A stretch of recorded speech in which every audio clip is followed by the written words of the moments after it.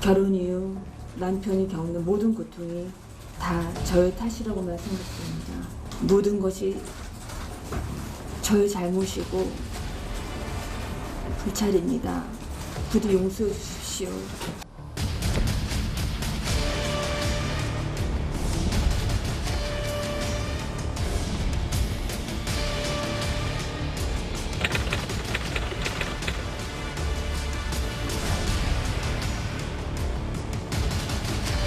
미투 거부에 대해서는 적절하지 않았다는 생각을 합니다. 아마 본인도 그런 점에 대해서는 미리 사과한 것으로 제가 알고 있습니다.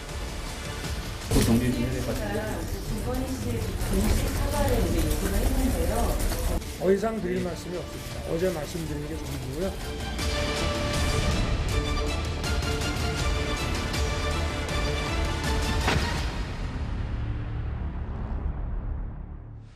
화면에서 보신 저 부분입니다. 진중권 전 교수와 이준석 대표의 말도 함께 들어보겠습니다. 그 김건희 씨 7시간 통화 내용 중에서 제가 공익적으로 문제가 될 만한 부분은 딱 이거 하나라고 보는데, 안희정이 불쌍하다, 나의 남편은 안희정 편이다, 이렇게 말했거든요. 아무리 사적인 대화라 하더라도 사석에서라도 해서는 안 될 이야기를 좀 하신 것 같아요. 이미 사과를 했습니다. 그게 방송 내용도 나오는데 이제 내용이 저희가 이제 입장문을 냈죠. 다시 한번 사과하실 의향은 있으신지요? 그건 좀 더 두고 봐야 되겠는데요. 이준석 대표가 김건희 씨 미투 언급 발언 사 가해가 아니라고 말씀을 했는데 이 의견에 그럼 동의하시나요? 거기에 대해서 제가 더 이상 드릴 말씀이 없습니다. 사적인 어떤 전화통화 생활로 이런 대화를 했다는 것에 있어가지고 2차 가해란 표현이 저는 또 성립하기가 쉽지 않다고 봅니다.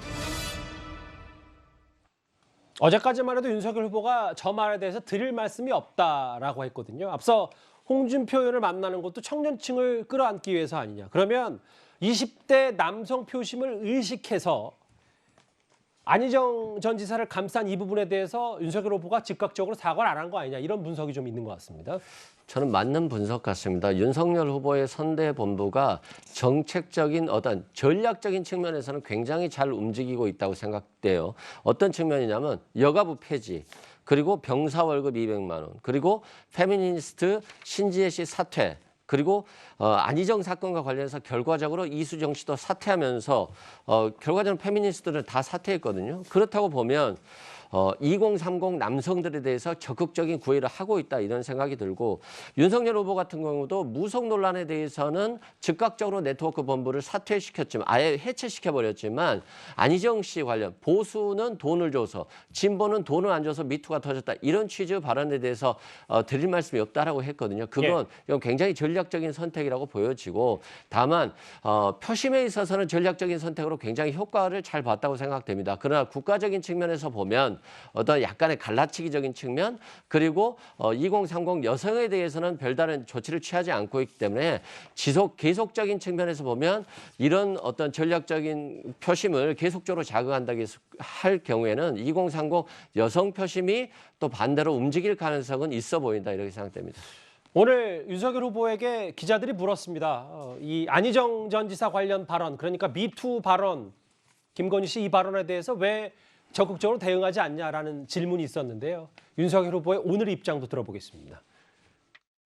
미투 2차 가해에 대해서 사과를 요구를 했는데 지금 안 하고 있는 게 혹시 뭐 2030 남성 표심 때문이 아닌가, 이런 지적도 일각에서 나오고 있는데, 서면 답변을 통해서도 이것이 물론 나오게 된 경위와 보도로 인해 갖고 사적인 이런 대화들이 공개가 되고 국민들께서 알게 되셨지만, 경위 여하를 불문하고 이 보도되는 과정에서 어떤 상처를 받게 되신 분들에게는 송구하고 사과드린다는 입장을 이미 서면으로 얘기를 했고, 지금도 거기에 대해서는 저나 제 아내나 같은 생각입니다.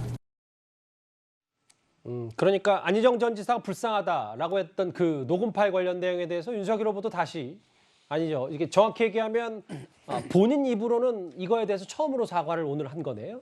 일단은 김건희 대표의 해명문, 입장문을 통해서도 부적절한 발언이었다는 사과 메시지가 담겨 있었기 때문이죠. 다만 제가 강조하고 싶은 것은 이 사적인 대화, 그리고 취재가 아닌 이 불법적인 유도신문이나 정치 공작성 대화를 녹취해서 제3자를 통해 폭로한 행위, 그 폭로한 행위의 주체가 사실은 더 큰 사과를 해야 될 대상이 아닌가 하는 생각을 우리 국민들께서 많이 하고 계실 것 같고요.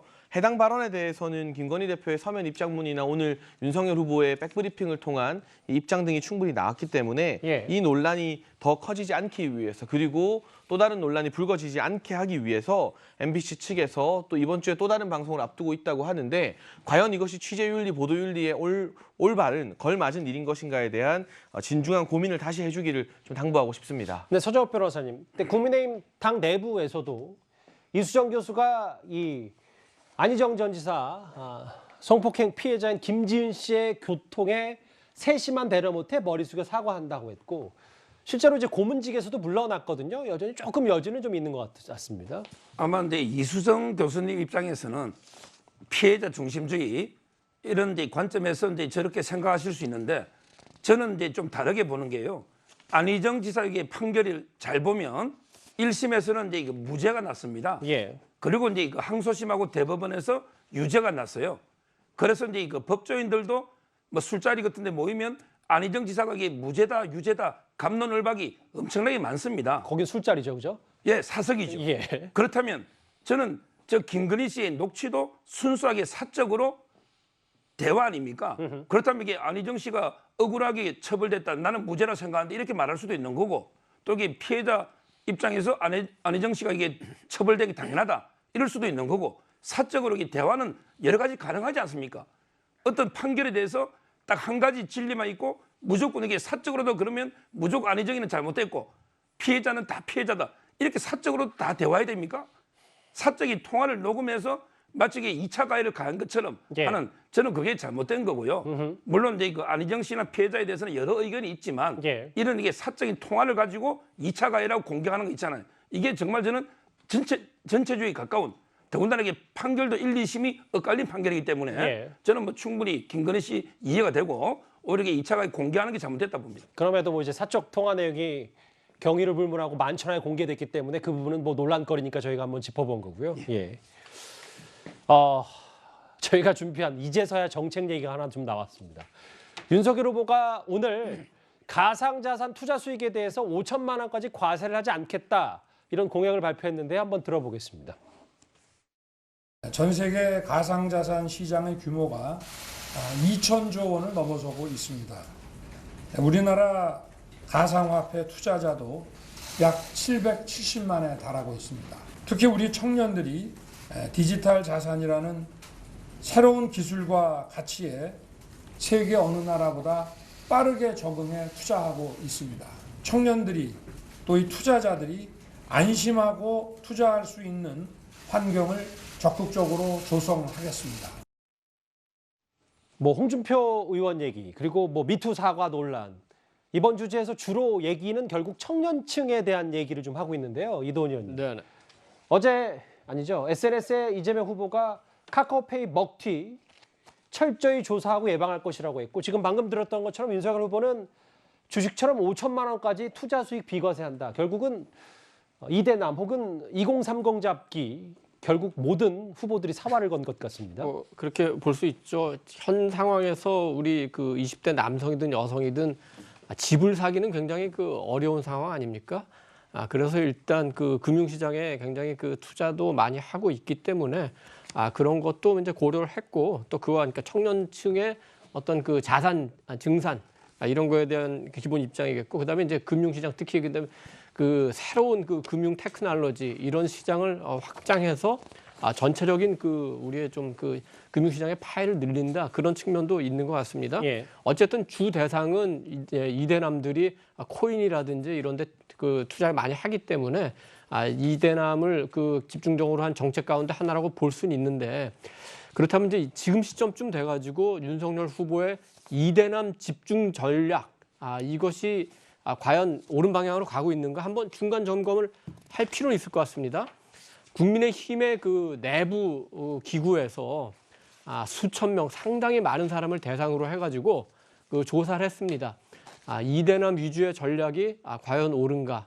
이제 그것만 제가 한 건 아니고 전체로 했는데 단기적으로는 굉장히 효과가 있을 것 같다. 그렇지만 장기적으로는 마이너스가 될 우려도 있다. 어떻게 보면은 이제 여가부 폐지라든지 그다음에 병사 월급 200만 원 이런 것이 어떻게 보면 극약 처방으로 했고 실제로 통해서 상당히 이제 그 지지율이 오른 거는 맞습니다. 그렇지만 중요한 정책 중에 하나였던 성범죄 무고에 대한 처벌을 강화한다. 이게 사실은 이제 안희정 전 충남지사의 미투 관련된 연관된 사안일 수도 있죠. 그래서 이 부분에 대해서 사실은 윤석열 후보가 어제까지만 해도 언급을 회피하려고 했는데 오늘 그나마 일부 사과를 한 것은 약간 전향적으로 갔다고 보고 알겠습니다. 앞으로 이제 2030뿐만 아니라 4050, 6070 남성뿐만 아니라 여성 전체를 아우르는 전략으로 가는 게 바람직하다. 그 부분은 이제는 한 번은 짚어볼 때가 됐다 이렇게 생각합니다. 청년층 표심 공략과 관련된 여러 이슈들을 저희가 한